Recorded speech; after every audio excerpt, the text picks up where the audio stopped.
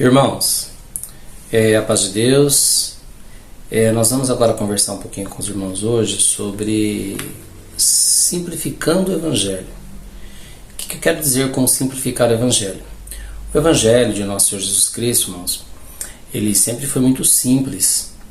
Quando nós vemos na Escritura Sagrada a mensagem do Evangelho, essa mensagem nunca foi uma mensagem assim cheia de muitas palavras, de muitos sinais. Não, o Evangelho é o poder de Deus para a salvação de todo aquele que crê. Isso está escrito ali em Romanos, capítulo 1, versículo 16. E nós vemos em toda a Escritura Sagrada, quando o Senhor Jesus Cristo apareceu numa das conversões maravilhosas que ele fez na vida do Paulo, por exemplo, ali em 9 de Atos, no caminho de Damasco, ele simplesmente apareceu para Paulo e falou: Paulo, dura coisa você recalcitrar contra os aguilhões, por que você me persegue? Não é isso? E Paulo ali ouviu a voz do Senhor, ele creu no Senhor Jesus Cristo e logo ele se tornou de perseguidor, se tornou alguém perseguido pelo amor do Evangelho. Então o Evangelho tem esse poder também, irmão, tirar nós do conforto e nos colocar dentro do confronto, porque o Senhor Jesus Cristo ele deixou muito claro para nós que todos aqueles que amarem o Evangelho, eles automaticamente se tornariam inimigos do mundo. Não porque nós queremos, mas é porque o mundo não aceita o Evangelho, não aceita o amor de Cristo, Jesus dentro dos nossos corações, as nossas atitudes, as nossas mudanças, e automaticamente o mundo também faz muita coisa errada, né? Impera no mundo aí a promiscuidade, impera as maledicências, impera aquela necessidade de sempre estar passando a perna um no outro. Então esse é um ambiente que não é um ambiente cristão. E então o Senhor Jesus Cristo sempre usou, irmão, de palavras diretas, o Espírito Santo usou de palavras diretas para poder convencer o pecador ao arrependimento. Então é isso que eu quero falar hoje sobre a simplicidade do Evangelho. O que nós vemos hoje? Hoje nós vemos assim um interesse muito grande em relação aos estudos, em relação ao conhecimento, em buscar sabedoria relacionado àquilo que é de Deus, aquilo que é bíblico. E nós vemos muitas vezes que esse sentimento que é bom, toda a Bíblia vai falar desse sentimento de buscar sabedoria. A própria Escritura Sagrada, em Provérbios, ela vai ser tipificada como sendo o próprio Senhor Jesus Cristo. E muitas pessoas elas demonizam essa sabedoria nos dias de hoje. Eu fiz algumas anotações aqui, eu quero mostrar para vocês como que a sabedoria ela é enaltecida pela Palavra de Deus, pelo Espírito Santo, em toda a Escritura Sagrada. E por outro lado, eu quero mostrar também que ela não é o principal, a sabedoria em termos de conhecimento, ela não é tudo também, irmão. Você precisa ter o conhecimento, a sabedoria. Deus vai te usar dentro desse dom que você tem, dentro da sua capacidade de aprender e ensinar as pessoas. Mas se você não tiver a unção do Espírito Santo, se você não fizer uma exposição da Palavra de Deus com poder, com a virtude do Espírito Santo, somente respaldado na tua sabedoria, não vale para nada, irmão. Foi o que Paulo disse, né? Que ele não foi ter com os servos de Deus da época lá, com sublimidade de palavras, estribado no seu próprio conhecimento, que nós sabemos que Paulo foi um grande teólogo da época. O que é teólogo? Aquele que estuda sobre Deus. E Paulo estudava sobre Deus ali aos pés de Gamaliel, e Paulo sabia tudo sobre Deus, né? Questão ali do Antigo Testamento, Paulo tinha isso como decorado na sua mente, no seu coração, como até os dias de hoje, um bom judeu, ele tem, no mínimo, com 12 anos, ele já tem um livro de Levítico inteiro decorado dentro da sua mente e do seu coração.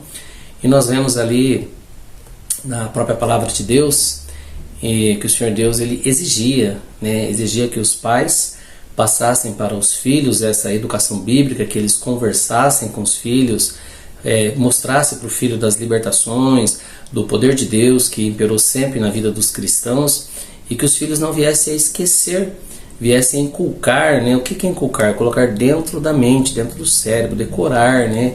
Que ele viesse a saber a lei do Senhor recitada, ou seja, decorada, que ele viesse a colocar nos umbrais das portas, colocar no seu braço, atar ao seu braço. Os próprios sacerdotes, eles tinham ali nos seus filactérios, né? Que fazia parte da vestimenta sacerdotal, eles tinham ali versículos da lei de Deus ali dentro das suas vestimentas, e eles falavam isso, e sempre foi assim. Deus sempre, na palavra de Deus, ele enalteceu a sabedoria e o conhecimento. Então eu fiz aqui um apanhado, marquei alguns versículos aqui, eu quero ler rapidamente para os irmãos, tá, queridos? Então veja bem, a Bíblia nos recomenda buscar o conhecimento e a sabedoria.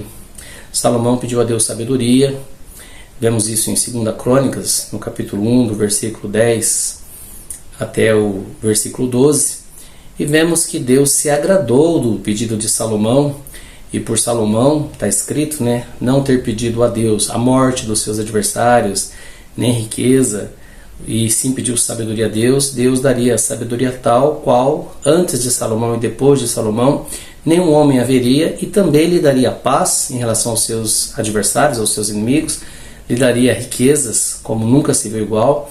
Tudo isso porque ele fez a escolha sábia. Ele pediu a Deus sabedoria, principalmente para lidar com aquilo que era de Deus, né? Entrar e sair do meio do povo de Deus. Então, se você hoje ora, se você pede a Deus sabedoria para você compreender o Evangelho, compreender a Escritura Sagrada, para não sair aí falando um monte de heresias, você pode ter certeza que Deus vai se agradar grandemente com esse pedido maravilhoso do seu coração. Então, continuando aqui, meus queridos, nós vemos que no Salmo 94, no versículo 10, está escrito que o conhecimento ele é dado por Deus. E no Salmo 95, no versículo 10 ao versículo 11, está escrito assim: Deus diz que estava desgostoso com os judeus porque eles não tinham conhecimento do caminho do Senhor. Então olha o que acontece aqui. Deus não muda, né? A palavra fala que Deus é imutável. Então quando você não tem conhecimento, você não busca o conhecimento da palavra, você entristece o Senhor. Deus fica desgostoso com você. Então você precisa assim examinar, meditar, estudar a Escritura Sagrada, porque esse é o mandamento do Senhor. Quando Jesus Cristo falou assim lá no Evangelho de João, né? Examinai as Escrituras Sagradas e conhecereis ter nela a vida eterna, porque são elas que de mim testificam. O que nos traz à mente um exame? Um exame é muito mais, irmão, do que uma consulta simples. Uma consulta simples, consulta médica ou consulta de uma leitura é uma coisa. Agora um exame é muito mais aprofundado. É você buscar a causa, né? O acontecimento, aquilo que gerou aquele fato na Escritura Sagrada, o que tem no fator histórico, no fator contemporâneo, em tudo, né? Você precisa buscar o conhecimento. Isso é mandamento do Senhor Jesus Cristo. Então continuamos aqui em Provérbios, irmãos.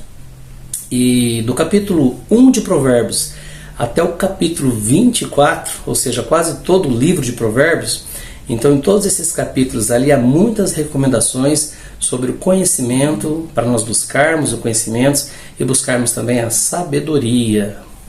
Aí nós vemos, queridos, em Eclesiastes, vemos Isaías, em Daniel, no livro de Oséias.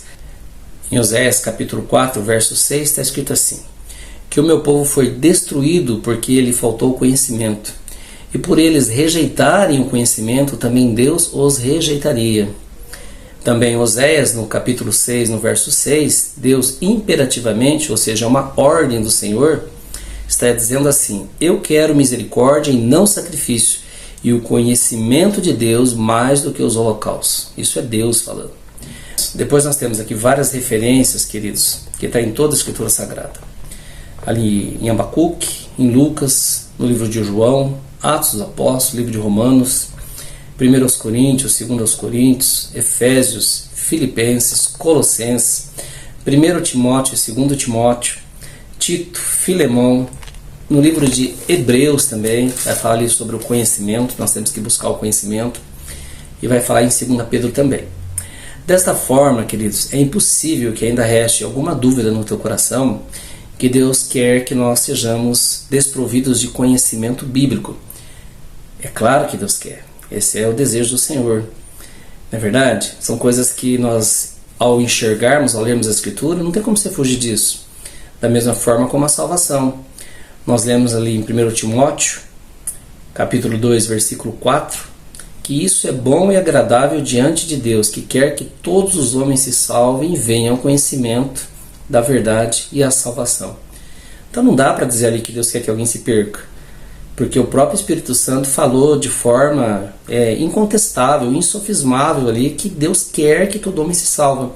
Da mesma forma que o Espírito Santo está falando aqui de forma clara como um cristal, transparente como uma água aqui, que Ele quer que todos nós venhamos a buscar e ter o conhecimento da palavra de Deus. Então, meus queridos, dito isso, o que não podemos ficar, queridos, é dependentes desse conhecimento que nós adquirimos através da leitura bíblica, evidentemente, através de lermos bons livros, né? Nós não podemos se estribar nesse conhecimento e desprezar o principal, que é o Espírito Santo. Então você depende de buscar em oração o Senhor Deus, e aí, evidentemente, através dessa busca, Deus vai abrir a sua mente e você vai ter compreensão da palavra de Deus, tendo contato com a palavra de Deus todos os dias da sua vida. E nunca, queridos, nós devemos nos estribarmos, como já dissemos, neste conhecimento. Se nós tivermos o conhecimento somados ao temor de Deus e à humildade, com certeza nós seremos agradáveis aos olhos do Senhor. Então eu quero te convidar, amado, eu quero te convidar a um desafio. Ler sua Bíblia. Todos os dias, a partir de hoje, pelo resto da sua vida. Eu posso afirmar para você que a sua vida ela vai ser transformada, como nós vemos ali no Evangelho de João, no capítulo 2, nas bodas de Caná da Galileia, foi transformado ali o milagre, né, da água que transformou-se em vinho. Então a sua vida será transformada, irmão, de água, que a água nós sabemos que ela é maravilhosa, ela mata a nossa sede, não podemos viver sem a água, não é verdade? Mas, levando para o lado técnico, material, a água ela é inodora, não tem cheiro, né? Ela é insípida, não tem sabor, não é verdade? E ela é incolor, não tem cor. Então talvez a sua vida ela está sem um cheiro de alegria, um cheiro de paz. Às vezes a sua vida ela está uma vida sem cor alguma, não tem cor de alegria, cor de felicidade na tua casa, no teu lar, dentro do teu coração, da tua mente.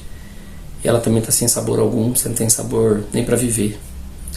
Mas a partir do momento que você se debruçar em oração, leitura e examinar a Escritura Sagrada, a Bíblia nos garante que isso vai mudar na tua vida. Haverá uma transformação na tua vida. Você vai se transformar como ser humano, como homem, como mulher. E aqueles que te cercam, aqueles que te circundam, os seus familiares, vão perceber essa mudança. E através da sua mudança, através do Evangelho que você vai começar a partir de hoje, estar na sua boca, você vai mudar o teu entorno, vai mudar as pessoas. Não porque você tem poder para alguma coisa, mas porque o Espírito Santo que habita em ti vai transbordar. E esse transbordo vai trazer benção para todos os que estão perto de você. Todos que estão perto de você. É como se fosse uma grande fonte, um grande mar. Este mar chamado a graça de Deus, que ela vai fluir dentro do seu coração através do conhecimento das Escrituras e da oração. Esse mar que aonde ele passa, tudo que está do lado dele vai se ficando verde, vai tendo nutrientes e gera frutos. Não é assim que está escrito no Salmo 1? Que aquele que teme ao Senhor será como árvores plantadas junto a ribeiros de água tranquila, que dá o seu fruto na estação própria, e tudo quanto fizer prosperará. Assim será a sua vida e a minha vida, se nós a entregarmos a Cristo e meditarmos na Escritura Sagrada, vivermos uma vida de oração. Que Deus abençoe você. Se você gostou desse conteúdo, nós temos conteúdo toda semana relacionado ao Evangelho, à Bíblia Sagrada, que esse é o prazer do nosso coração. Compartilhe com seus amigos, curta e comente, e nos vemos no próximo vídeo com a ajuda de Deus. Que Deus te abençoe, a paz de Deus e a graça de Cristo permaneça no seu coração.